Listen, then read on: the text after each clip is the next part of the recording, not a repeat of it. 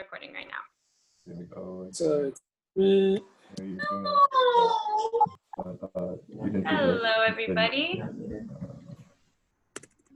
Alrighty. So as everyone is coming in, we are just going to mute everybody.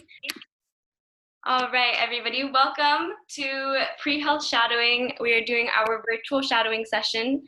Go ahead and share your screen really quickly. We're gonna give Dr. Hakim Bouzamondo a few more minutes to help get him set up. We did have some technical difficulties coming in. So at this time, I would love to know where everybody is calling from. Can everybody drop in the chat where you guys are Zooming from?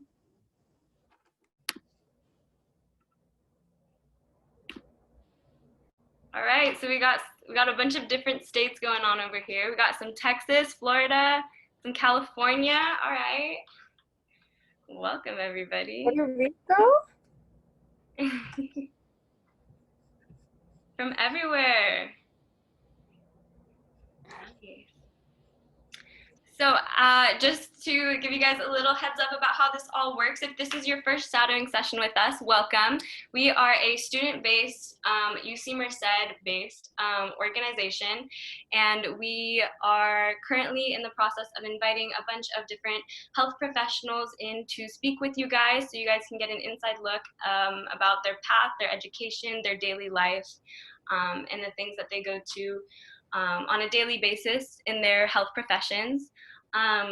Our past sessions, we got to shadow Dr. Catherine Valois, who is a pediatric doctor at Kaiser Permanente. We also had the opportunity on Friday to shadow Dr. Thomas Lisi, who was a researcher doing stem cell research at the University of Florida, or University of Miami in Florida. And today I would like to present to you Dr. Hakim Bouzamondo, who is currently the Divisional Vice President of Nutrition, Research and Development at Abbott. So welcome, Dr. Hakim Bouzamondo. We are honored to have you here today and looking forward to learn more about your path and your role as a daily task that you have to do. All right, I'm gonna bring it over to you and unmute. There we go. Oops. Sorry, we're both messing from both ends. Got some clash. So welcome, Dr. Hakim Bouzamondo. okay. Good evening, good afternoon to everyone. Sorry about the hiccup at the start of the Zoom session. It was more on my end. So the team on the other side of the US did a fantastic job. So I'm talking to you from Chicago, Illinois, and I'm Hakim Bouzamondo. I don't know whether, Nina, you had my slides or not. Did you receive them to share or not? Otherwise, that's fine. Okay, I will be pulling them up right now. I'm going ahead and look. Can we I'll start by saying, yeah. Go ahead. Go ahead. Yeah, I'll start by saying that I'm not a big fan of slides, and you will very quickly realize that I'm not, because my skills are very limited.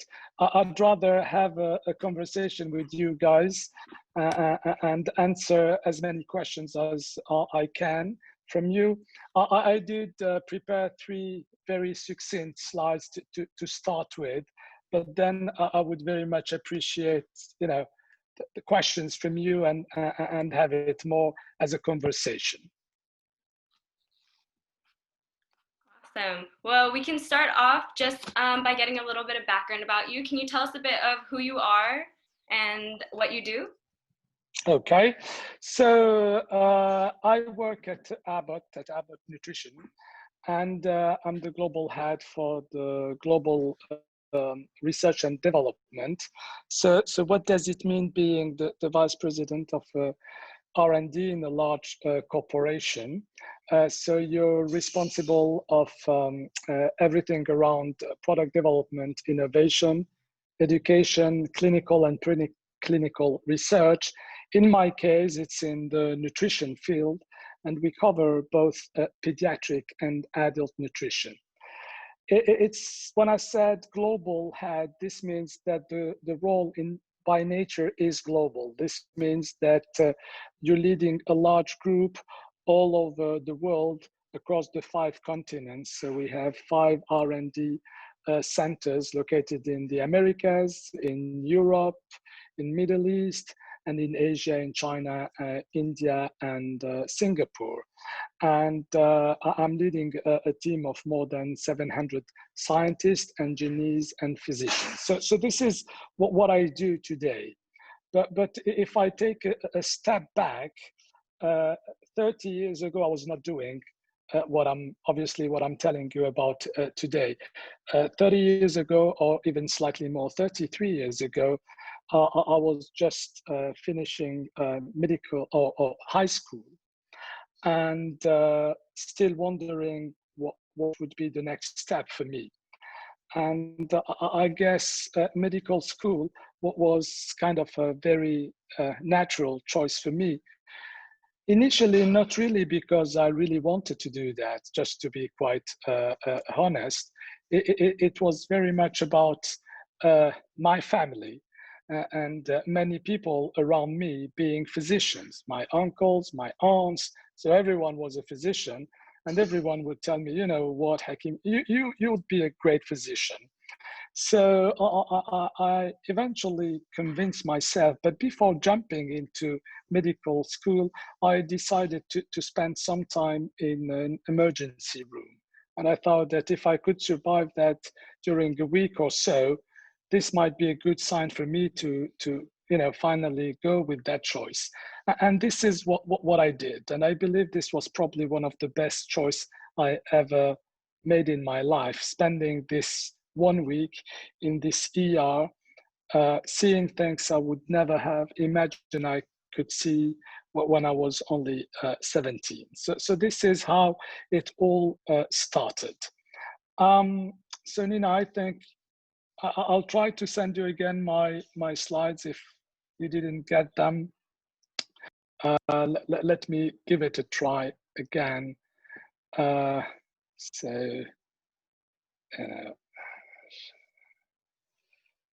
Thank you. No. At this time, you know what? Waiting for the slides, can we get people in the audience? We would love to get a group photo. If you are able to at this time, could you quickly share your video screens for a short photo? We're gonna have everybody come on. I know there's no prep. This will just be something that we can use in the future to show showcase all of the amazing students that we have here today. So if you feel comfortable, please take your photo off. We would love to include everybody that we can into this. Awesome, awesome. I'll give it a couple more seconds if everybody's just getting ready. All right, so I'm going to start. Can everybody just give me a beautiful face? Awesome, awesome. Okay, I'm doing all the screens. Beautiful, guys. Thank you so much for that. Be sure to look out for it if you are going to see it on the website anytime soon. Okay, so I'm going to check this email, make sure we can get the slide. So, yeah, hopefully you get that in a second. Okay, let's see whether you got that. Let me know. And whilst we're waiting, so I'll keep my little story here. So this is how it started for me. As I said, a family business, just people telling me, yeah, you go and do that. Made that decision after spending this whole week in the ER, and this is how I got started. Now, the way I got started is different from what is done in the US. So in the rest of the world, when you finish high school, you get into medical school. So you don't go for any kind of bachelor college. So you just go there and you go for 7 years of medical school. It's kind of a bit different, but at the end of the day, it is all the same. So here I am going for my training, 7 years, having a lot of fun. When I'm finished, and this was back in oh my God, in 1993. So I believe none of you were born at that time. I started a Master of Science in Paris at the University of Pierre and Marie Curie. And this is where, as part of my training, I had to go for an internship in pharma.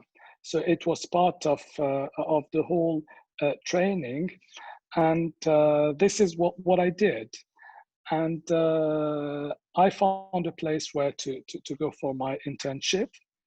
And I spent 3 months there. And I do remember that my boss at that time told me, you know, you will only spend with us 3 months, and then we take it from there. And the reality is that I didn't only spend 3 months there. I spent a much longer period of time as I stayed with this lab for 7 years, doing what we call clinical development. So I want to make sure that I'm still on the line because, you know, the screen is all dark. Yes, you're Hello? still. Yeah. Okay. Good. From there, I spent, as I said, 7 years developing drugs in the cardiovascular field mainly. Spent 7 years with this first company. This was with Merck. From there, I wanted to expand my experience and go more into medical affairs type of activities. And this is where I moved to a US company called Bristol Myers Squibb, where I did have the opportunity to lead the life cycle of 2 major cardiovascular drugs, but also be involved in the development of a diabetes drug, a DPP-4 inhibitor. After 14 years in pharma, I felt like I would want to explore some other spaces. And this is where I decided to go into something totally different, another type of research, which is a more consumer type of research. And people would say, how come a doctor would do that? And the reality is that, and this might be one of the conclusions I would want to share with you up front, it is good sometimes in life not to have a plan. And I like to tell people around me that the plan is to have no plan. Not to say that you shouldn't be planning for things, but when you advance a bit more in life, trying to leave all doors opened will help you definitely, and will help you tremendously to find multiple opportunities around you. I did spend some time then working for a company in the consumer goods industry. And from there, with the knowledge I had with patients and consumers, I moved back to the healthcare industry with Abbott. And this is how I moved from Paris, France, to the US to lead the Abbott Nutrition Global R&D organization. Okay, so this is a short bio. I didn't know where to start, so my assistant kindly reminded me that there was an official bio, which I'm putting up there. Okay, so I believe that this one we already covered. What I'll add to that is that I'm an MD by training. This is how I started. I did study science. When I was studying science, I also had to go into practice because, you know, you have to work. So I found myself working in an emergency room for 5 years whilst I was studying pharmacology. And from there, when I went into business, into pharma, I had the opportunity to complete also an executive MBA in the UK. And the reason why I'm sharing that with you again is that something I learned early in my career is that you have to again try to find the keys to multiple doors. And the more keys you have, the more doors you will be opening. So having a medical background, a science background, and a business background can just offer you a myriad of opportunities for your career. So if we can move to the next slide, please, Nina. Okay, so I don't know whether you will be able to clearly see what I'm trying to describe here. So there are, obviously this is a map of the world, and you see multiple red or green dots there. So there's one starting in North Africa. This is where I was born, and this is where I started my journey. Then there's one going up north, and you cannot see the country there. This is where I moved then to France. And then you see multiple, other black lines going right and left. And these are the places where I did live or I did spend a lot of my time in. So France, Algeria, the UK, but obviously for the last 5 years, the United States of America, but also spend a lot of time in China and in Singapore and in India. So what I'm trying to show or to explain here is that when you start your career as a medical doctor, you may believe that you're going to end up in a hospital or in a private practice, and this is what you're going to do. And there's nothing wrong about that. Actually, this is absolutely fine. But what I'm trying to say here is to tell you guys that there are also other opportunities. There are opportunities to work in not only in a hospital or at academia or private practice. You can also do research in the private sector, and you can do that almost everywhere around the world. So really, the limit for you guys is the sky, and you truly have to believe that. So if you have that idea in mind very early in your career, in your studies, I have no doubt that if you want to go for that, for something totally different, you can do that. Now, the third slide is,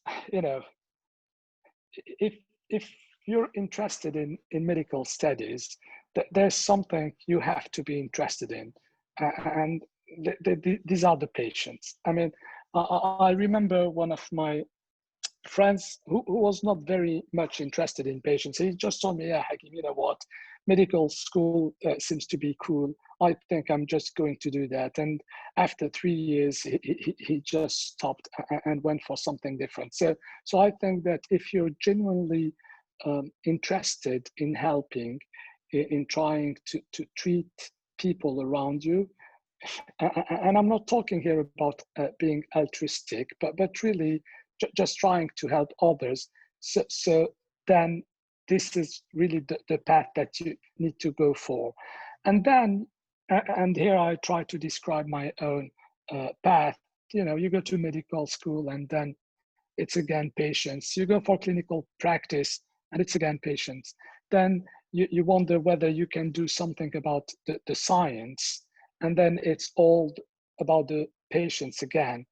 Then you broaden your knowledge and you try to understand what could help the patients beyond the interaction that you have with them. And then you get into drug development. Again, we're talking about the patients, but also consumers. So product that could be doing something good for these consumers.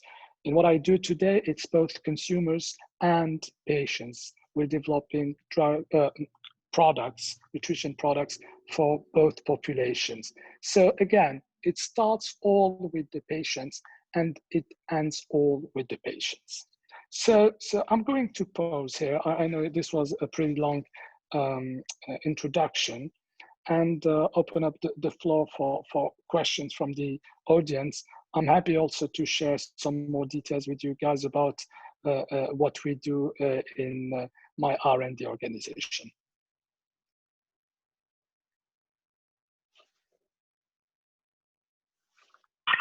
Hello. There's a question right now. What got you interested in pharmaceuticals in the first place?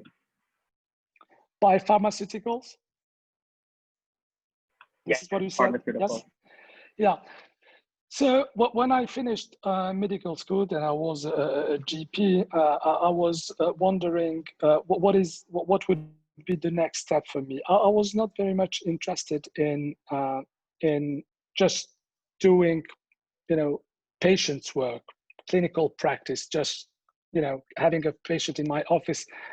Not to say that I was not totally not interested about that, but this was not my main driver. I was very much interested in the way we can help patients. And one way, obviously, we can help patients with are drugs. So I thought, I know how to diagnose a condition. I know what type of drugs I can prescribe for the condition. But what if I would better understand how the drugs work and maybe even try to work and develop this type of drugs? And this is how I ended up, just in the pharmaceutical business. Okay, now there are many more questions. So I need to find just a list of questions. I have a question right here. Why did you Yep. choose nutrition? Why did I choose nutrition? So in reality, I didn't choose nutrition.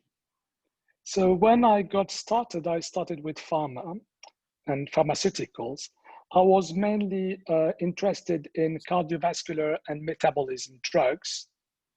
And this is where I developed drugs in diabetes, but also antiplatelet drugs, antihypertensive drugs. But when you think about it, these are all drugs related to our metabolism. These are all drugs that people who have chronic conditions like high blood pressure, like diabetes, like obesity, like malnutrition are dealing with. And by developing this kind of knowledge and skills over the period of 15 years, I realized that in reality, everything that I've been doing for 15 years was closely related to nutrition. And this is how eventually I got in nutrition. So there's also another question. It says, what do you do in your current job today on a day-to-day basis? Okay, so let me tell you about a typical day in my life. And in reality, there's nothing like a typical day in my life. But so my day starts pretty early. Because as you have a global organization with people based out of Singapore, there's a 12 hours time difference between Chicago and Singapore. So if you want to catch the people over there, not too late, you have to talk to them around 6 a.m. or 6:30 a.m. my time. And this is where I start my day talking to Singapore, to China, to India. And what are we talking about? We're talking about all the research projects that they have running in these regions. We have global programs that cover the entire world, but we also have projects that specifically covers nutrition needs for specific population in specific parts of the world. So we talk about the science, we talk also about the new opportunities for new product development. So this is how I start my day, and I would say this is about an hour and a half to 2 hours. Time for me to get into the office. And this is where I have usually a review of the totality of the projects that we're running worldwide. And here we're talking about hundreds of projects. So there's a special organization in my group that is specifically dealing with that. After that, there are, different types of meetings that can take place. One that I like very much is to sit with the science platform leads. And we have 3 platforms, science platforms in the R&D organization. One related to brain health, one to gut health with everything around microbiome, and another one which is a combination of metabolism and mobility, everything related to muscle. And then obviously, when you work in a large company, you're not working in isolation. So you work with other functions. You work with your regulatory colleagues to better understand the environment you're operating in. You're working with your quality colleagues because you need to make sure that all the products you deliver are high quality and safe. So this is very much how my day goes, with some little variation from one day to the other. Anne, are you free to ask your question? Yes, I am now. I was just wondering, as a student right now, I really enjoy doing research, and I was thinking of applying for medical school recently, but I wasn't sure, how do I apply this experience that I have in research into a medical practice or medical setting? So, well, the way you move from what you're studying, research into medical school, I won't be the best person to address your question. However, I can tell you that and I don't know what your area of interest is, but whatever your area of interest is, you can always use this understanding of your science into a medical environment. And I wish I could have done what you may plan to do, because I did it the other way. I started with medical school, and I found out that I was interested in everything around drug development. I think that if I would have had the opportunity many years ago to start studying drug development, mechanism, physiology, and then move into medical school, I believe I would have been much more prepared to tackle my medical school years. Thank you very much. So the next question in our chat says, did you enjoy working in the ER? I did very much. It was fun. It was very fun. And I always tell people, this is the perfect school of life. Especially when you do the night shifts, because when you do the night shifts, you move into a totally different world, different kind of people, different type of diseases, of pathologies, always obviously acute situations. So I can say that this years for me really helped me a lot for the rest of my career, dealing with difficult situation and also learning how to deal with stress. This is something we need to learn to do very early in our careers. Otherwise, you can suffer later in your life. Hello, was it difficult to go back to school to get your MBA? No, and yes. So I did it part-time, so which made it actually even more difficult, because I kept working, and then I would take 1 week off every 6 weeks to go for my MBA. And at that time, this is where I got my first child. And I must say that during these 2 years, it was very tough, because having a family, having a job, and then studying abroad was very much challenging. But this is definitely a choice I do not regret.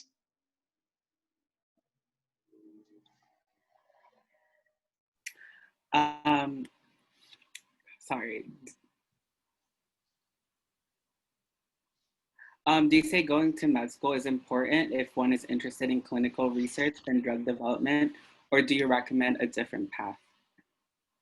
So sorry, so is the question, if someone is interested in medical school, then can you say it again? Oh, if someone is interested in clinical research and drug development, yeah, do you think that they should go to med school, or do you think there's another path for them to take? Not necessarily. Not necessarily. You don't have to go to med school.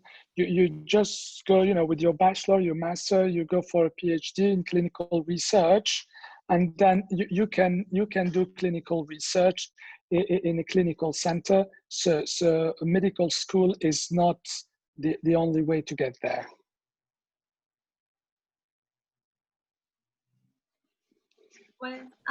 Was there any time you felt apprehensive about going to medical school or becoming a doctor in general? Yes, there was. This time happened. Actually, I can be very specific about it. After 3 years in medical school, I was faced with a very difficult situation at the hospital with a patient, and I felt very much emotional about it. And I do remember going back home and telling my parents that I would stop and I would do something totally different. So just put yourself in my shoes. Tomorrow you talk to your parents and just tell them, I'm done with that. I think the reaction would be kind of, oh my God, what's happening there?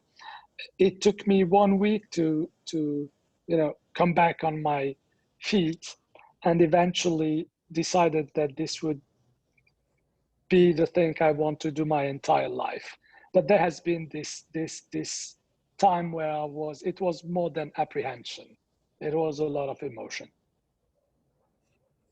Thank you for sharing. So the next question is, how did you get to working at the ER? So I did, during my training, I did a lot of that. And then it was a hospital. They were looking for physicians to support at the ER. And this is how it happened. I applied and I was accepted. And this is how it happened. It's amazing. as easy as that. Hello, this is like a two-parter question. Do you think someone who has C grades in their college transcript can still become a doctor? You know what? I came to learn that being a good doctor is not all about good grades. Having an A or an A plus. But maybe our system is made or is structured in the way where it's only where you have the highest grades that you can get into this type of studies. So do I like it very much? No, I don't think I do, because I still believe that there could be certainly great doctors out there with B or C grades. And then the other part of the question, what do you think they could do to make them a more stronger applicant to med school? There are things that I think we miss. Being a doctor requires a lot of maturity. So we don't learn a lot about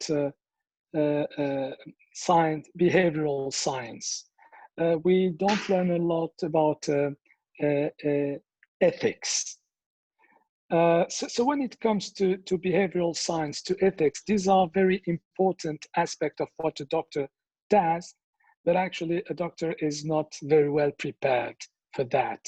So I would say that if this would become part of any medical degree curriculum, this would be very much helpful. By the way, and because I'm biased, I think we need to do the same with nutrition, because when we look at the level of, only talking about the US, the nutrition issues, and I'm talking about obesity, I'm talking about diabetes, I'm talking about malnutrition in the US, there's a lot to do, and medical students are not getting ready or prepared to embrace this kind of problems. The next question is there anything you wish you knew going into medical school, or anything that you would change if you went back to do it all over again? No. You know what? I told you about this experience after 3 years where, there was this patient and I was very much attached to this patient, and unfortunately this patient left us. And I think this is where I understood that this is what I wanted to do. So before you get into medical school, yeah, you need to ask yourselves this simple question. The one, I tried to talk about at the beginning of my introduction, when I said it starts with the patient and it ends with him or her. So if you want to go to medical school for different reasons, you might still be successful. You may not be happy. And a career, it's not only 1 year, 5 years, 10, 20 years. Your career may last 30, 40 years. So I think it would be, at least for me, it would have been difficult to go with my career without keeping always the patients at the center and forefront of everything that I do. Okay, so the next question is, what different factors do you consider when developing nutritional products for adults in comparison to pediatric patients? So let me start with the babies, okay? So for the babies, there's one gold standard. And what is the gold standard for babies? It's breast milk, okay? So we developed infant milk formulas, but the aim for us is always first to make sure that moms, can offer breast milk. And if they cannot, or they have an issue, or they don't want, so they would go with an infant milk formula. So for babies, it's pretty much obvious. We try to get as close as what Mother Nature offers. So you take the milk, you analyze the milk, there are protein, carbohydrates, fats, nutrients, and our job is really to get close to that. And by the way, 4 years ago, we came up really with a breakthrough in that field where we could use add for the very first time human milk oligosaccharides to an infant formula. No one could do that, and this was a fantastic science achievement. So this is for babies. When it comes to adults, so adult, it depends very much on the condition you're talking about. So if it's, if we're talking about malnutrition because you have a cancer and you cannot feed yourself, so what you will need probably is a very hypercaloric formula with a high level of protein, with ingredients that would reinforce your muscle mass, and many other aspects. If you have, if you suffer from diabetes, you would want then to have a formula that helps you controlling your glycemia and your glycemic spikes, and then the blend of the different ingredients that you bring into that would be different. So there's no one single right answer to bring to that question. When you look at, just taking our example at Abbott Nutrition, the range and the portfolio of products that we offer, you will see that it goes from babies with enzymatic deficit or defect, right, to young toddlers with allergies, and then going up to elderly problems. I have a question here. You mentioned that medical school was expected from you. When would you say that it went from an expectation to do medicine to a passion for medicine? After my first week in the ER before I got into medical school. So if you remember when I started, my whole introduction, I said, I didn't know whether I would do that or not. So I went to the hospital for 1 week shadowing one of my family members and just staying there. And this is where I felt like this is something for me. And the more I progressed in my studies, the more I reinforced that type of idea. And I felt like you made the right choice. Our next question is, do you have any advice for any aspiring health professional students on overcoming roadblocks and closed doors?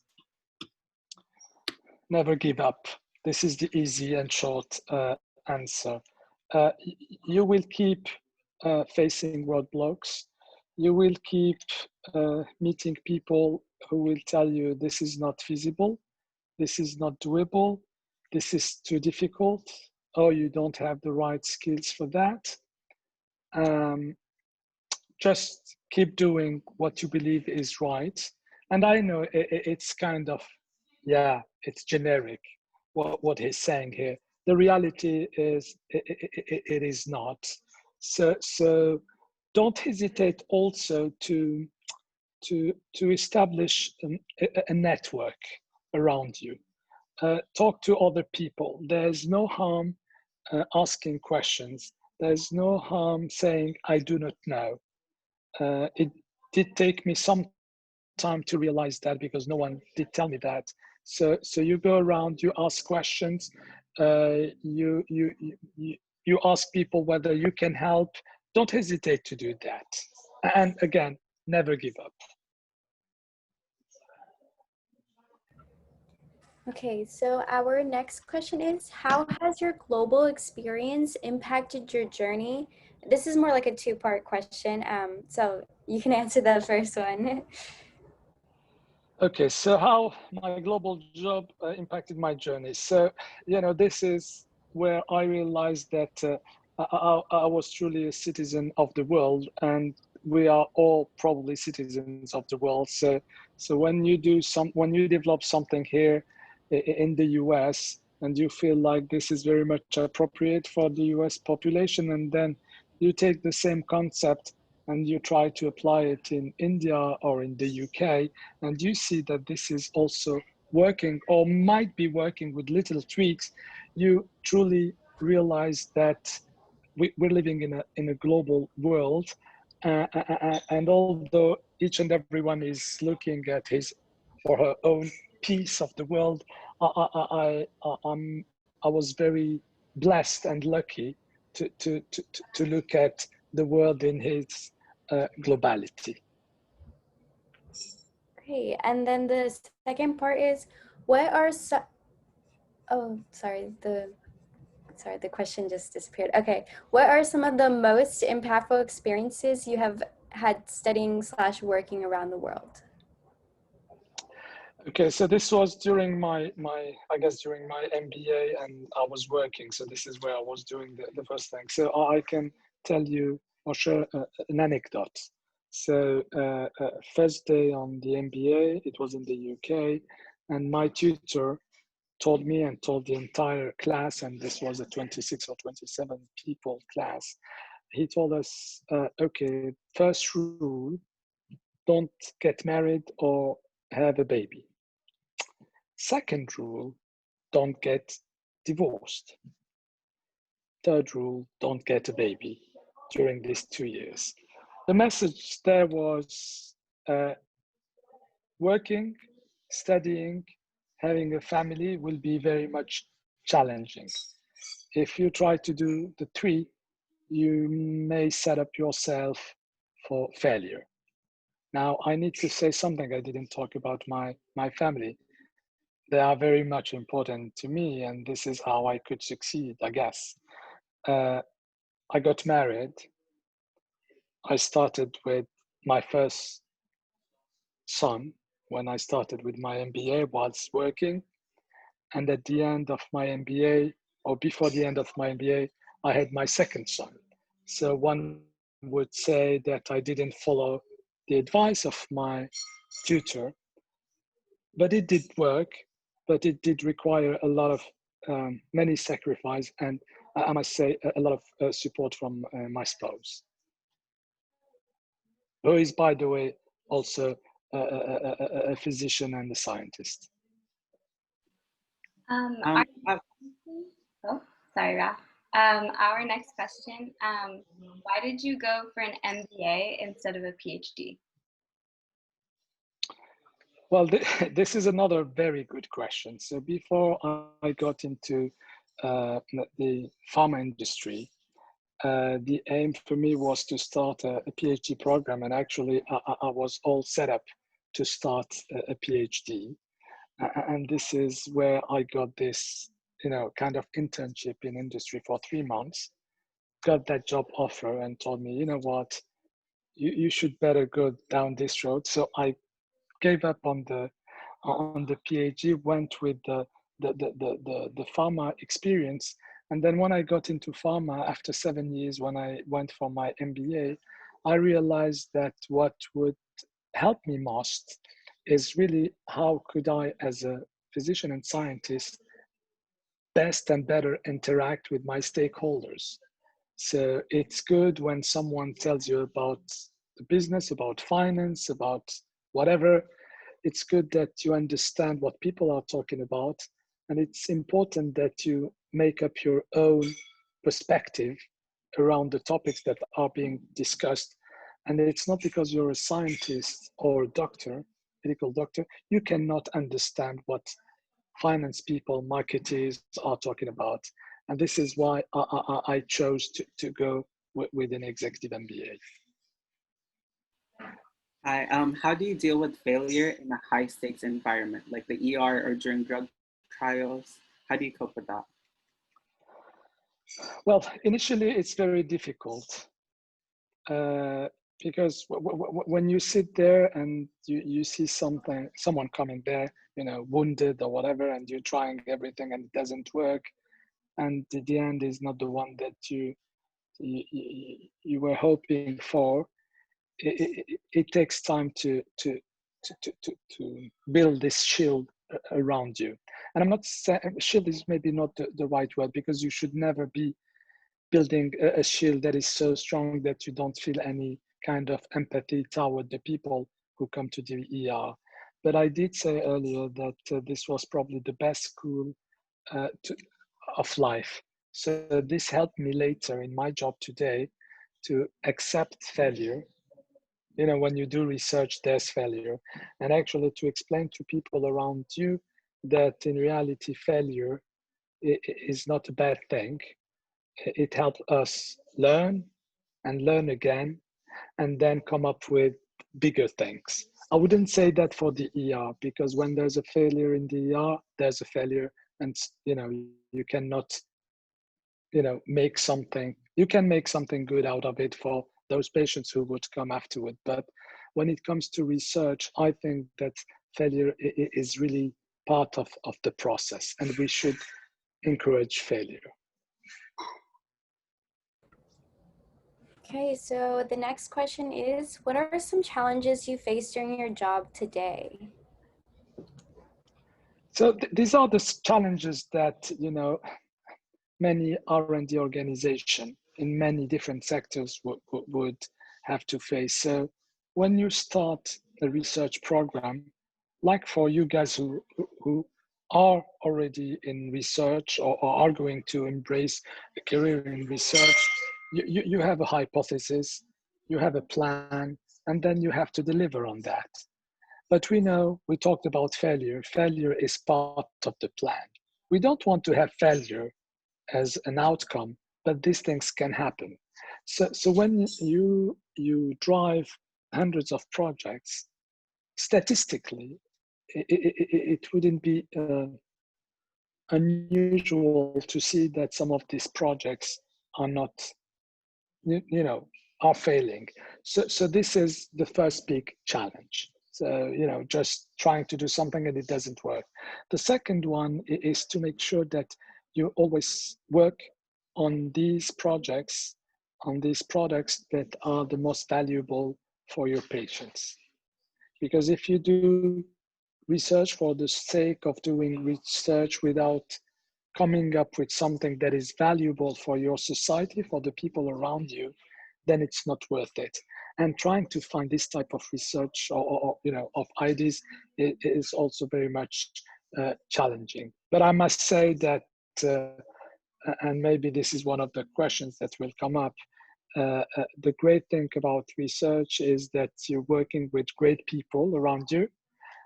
And this is what really makes you feel happy when every morning you wake up and you go to the office or to the lab and meet up with these people who are really pushing that research. Hi, how do you think medical professionals can help the community around them outside the lab or hospital? I think that, you know, the medical community can, I mean, it goes beyond your medical profession. I did mention early on that something that medical people should and must have is this level of maturity, of empathy, of understanding of their environment. If you're able to develop that over time, then are you're able to give that back in a hospital setting, but you can also give that back in your community and beyond your community.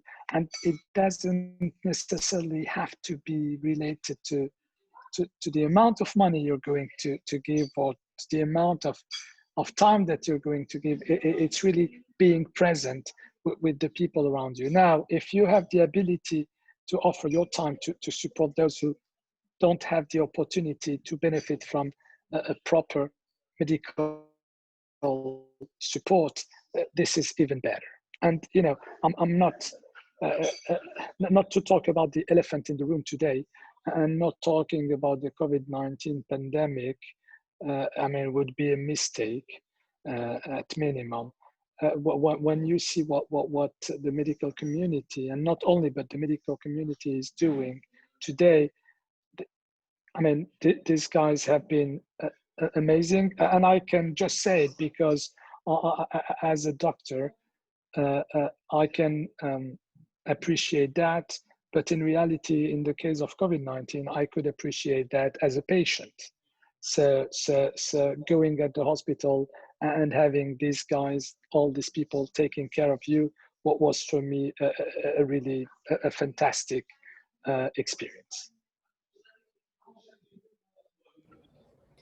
Okay, so how do you manage your social, like family life with your professional life? And do you have any tips for us?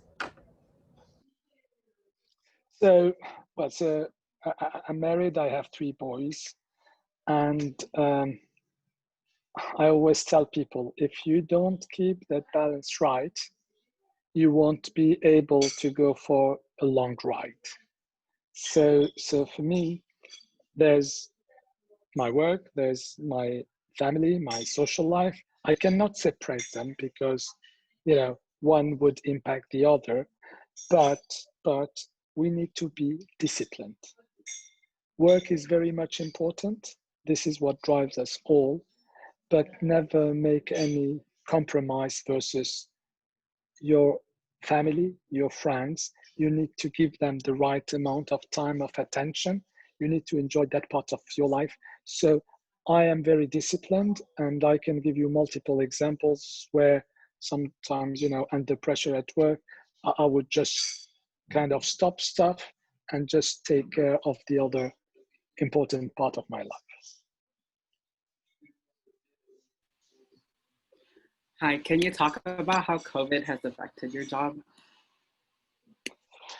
No, it did affect our job because just think about it. So all these people being hospitalized, being intubated, ventilated, not getting the right nutrition. So we had to develop or just the right products to help them very quickly, very quickly. We had also to work with the healthcare professionals to support and develop new nutrition guidelines. And again, we're not talking about doing that in months of years. We had to do that very quickly. So how we can support the community with the nutrition products that we develop has been a challenge, and not only for the nutrition part of Abbott. I'm sure many of you have heard of all the tests that have been developed by Abbott, all the COVID-19 tests, 6 or 7 of them actually. And this has been really a fantastic work performed by all the scientists within Abbott. And I must say, I'm very proud of what the company and its people have achieved.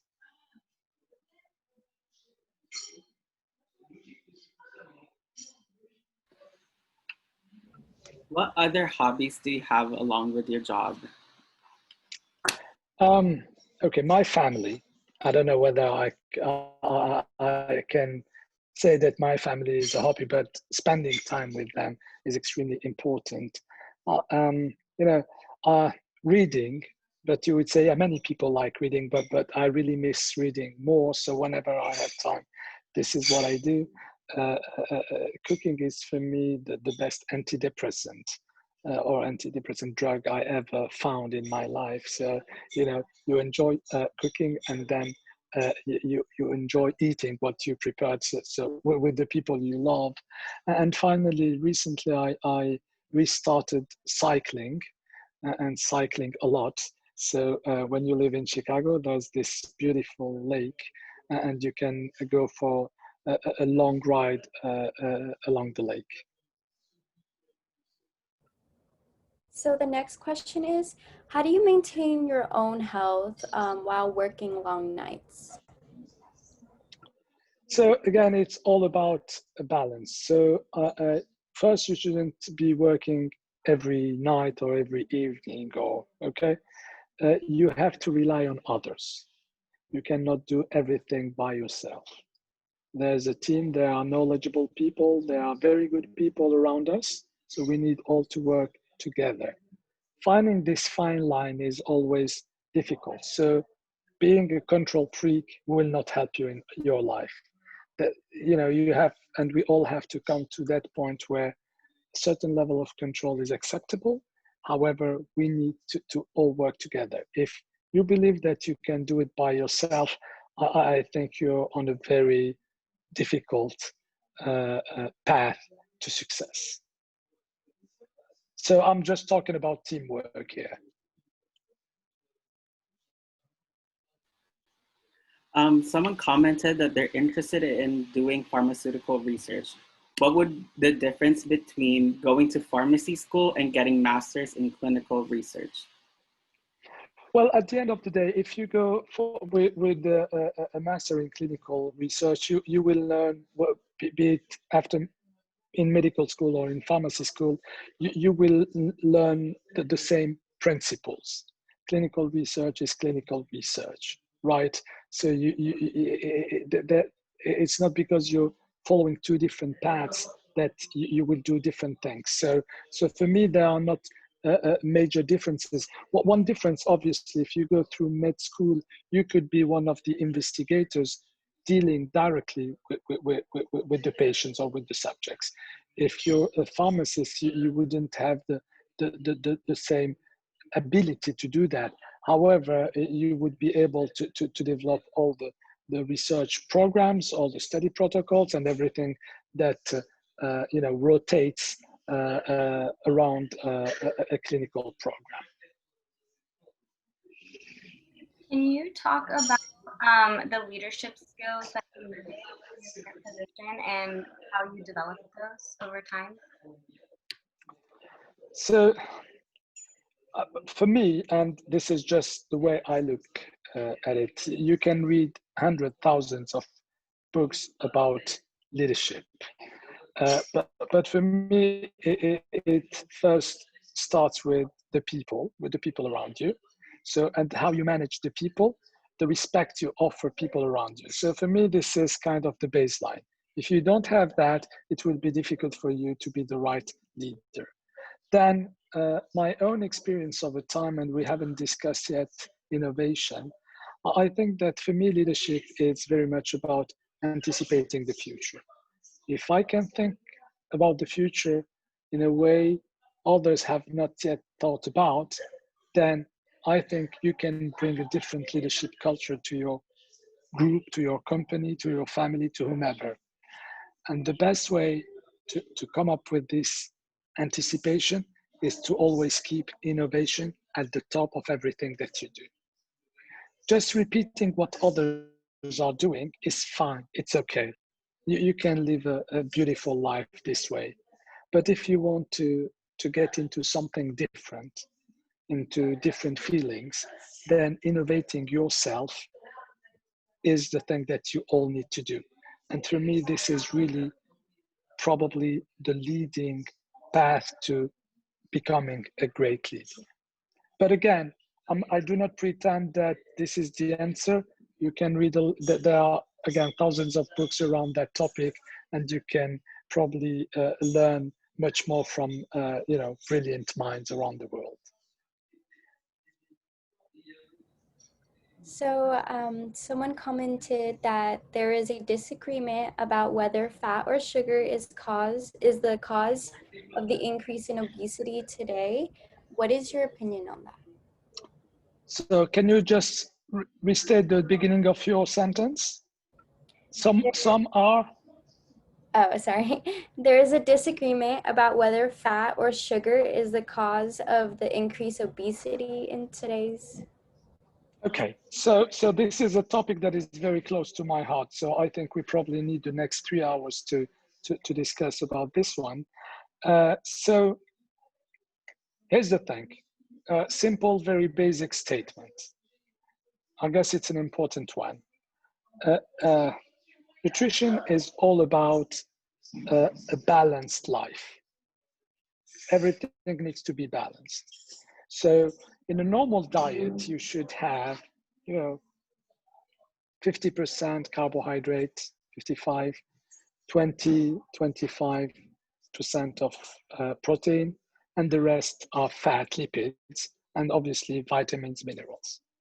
Whenever you disrupt this balance, so if you start drinking only sodas, all of a sudden the sugar, which should have been that, and you need sugar, sugar is good, but sugar is good when you take this amount.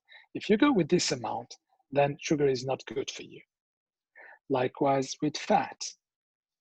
You have to eat fat. By the way, remember, your brain is made of fat. So fat is something important, right? So you need fat also, but you always have to remember this balance. So people who would tell you that the culprits are fat and sugar are not right. The people who tell you that a lot of imbalanced amounts of sugar and fat are the culprits are probably right. But there are many other elements in our lives that would lead to obesity. Sedentarity would lead to obesity. Smoking would lead to obesity. Many other factors would lead to that. Thank you. Okay, at this time, we are going to do 3 more questions. So go ahead, Rose or Raphael, with the next question. How often should a physician expect to work night shift during residency versus when you begin working as a doctor? Many times. This is the short answer. It depends, and it depends on the type of specialty you're going for. So if you're a dermatologist, it would be kind of different from an epidemiologist or a surgeon. Okay, but as a resident, think about 75 to 80 hours per week. So 80 hours per week would make it probably close to 12 hours a day. You cannot work all days 12 hours, so you have to do some nights. So I think that going with 7 to 10 night shifts per month wouldn't be unusual. At least it was not at my time.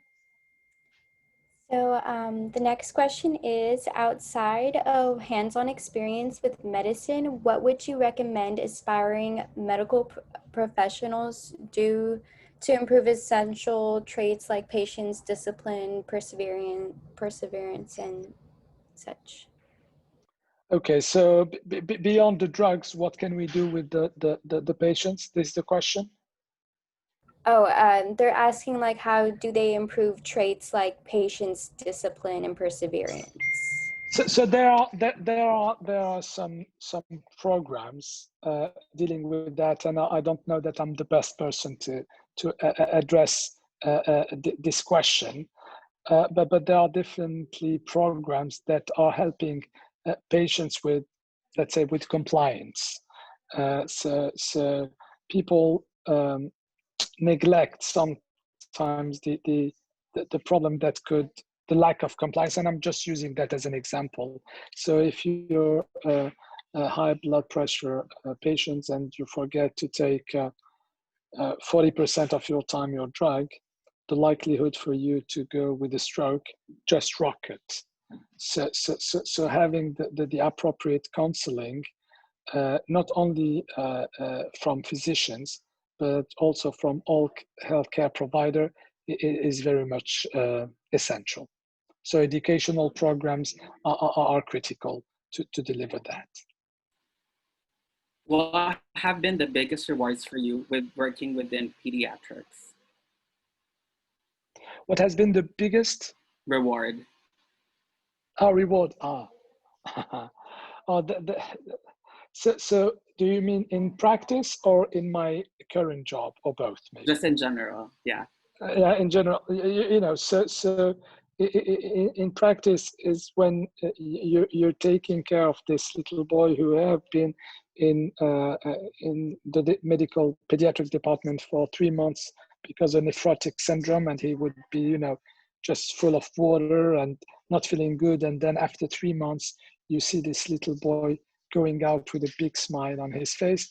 I think this is, you know, there's no price for that. When it comes to my current job, when you see one of these babies with a significant allergy problem in being in a NICU, and offering them a product that is going to change their lives, because when they came to life, they were below 1,000 grams, and all of a sudden you see them growing. I think this is probably the biggest reward, and most probably the reason why, you know, one of the reasons why you wake up in the morning and do what you do. Thank you so much, Dr. Hakim Bouzamondo, for speaking with us today. I'm sure all of our students here really appreciated the wisdom and experiences that you could share with us today. So thank you again for joining us. For all of our students, very quickly, before I bring us over to how to take the quiz, I just want to bring this up. Go ahead and scan it. We are interested, if you are interested, we are looking for help from students just like you to help us with professional outreach, student outreach, all of the etc. So right now we just have how to get your certificate. So if you log into our website, you can go in with your username and password, and what you will see is this first step up the top. It says free, take this course. When you get into there, you will see join the Zoom meeting. You guys are already in the Zoom meeting, so you will just have to click on it and then click continue. Once you get to the second part, you're going to see take the quiz to get your certificate. You have 15 minutes to complete your quiz. Go ahead and click the start. It should take you through all the way. If you have any issues with this, go ahead and shoot us an email and we can assist you. At the end, to get your certificate, you may have to backspace and go back into the original module to receive your certificate. You can go ahead and download that immediately. You can also come back later and you should have all of your certificates from the past sessions in your profile on the website. Going off of that, I will bring this back up to share. I would also quickly like to share this with you. If anybody is interested in becoming part of our team, we are taking applications. We are always looking for help for people to do outreach for different institutions, for different students, professional outreach if you know anybody.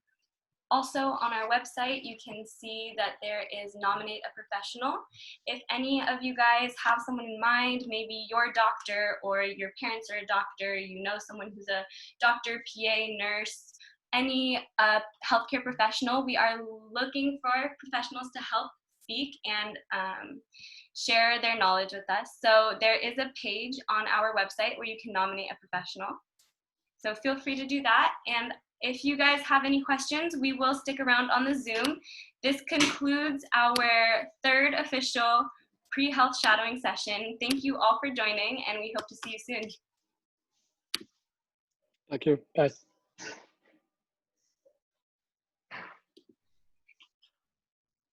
Thank you. Thank you, guys.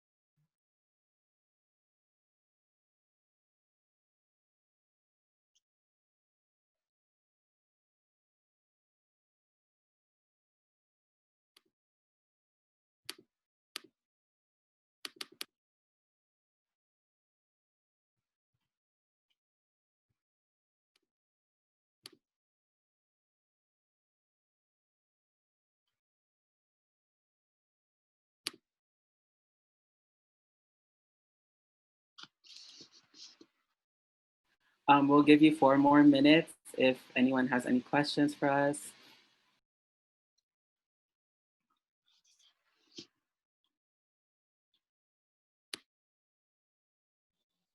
I just wanted to ask if you could perhaps drop the link because my phone doesn't have the ability to scan.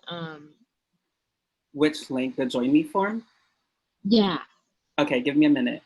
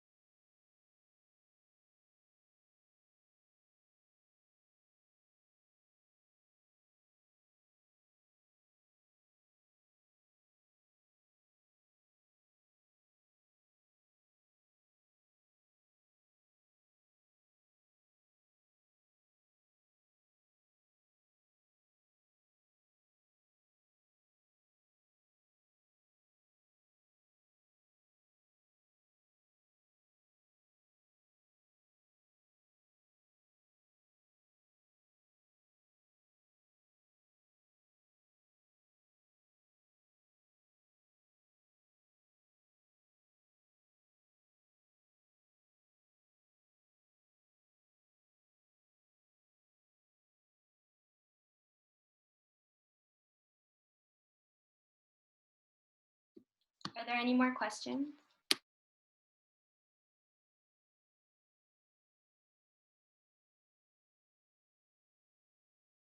All right, at this time, I'd like to thank everyone again for joining. We are going to end this current Zoom. We hope to see you for our next session. Thanks again. Bye-bye, everybody.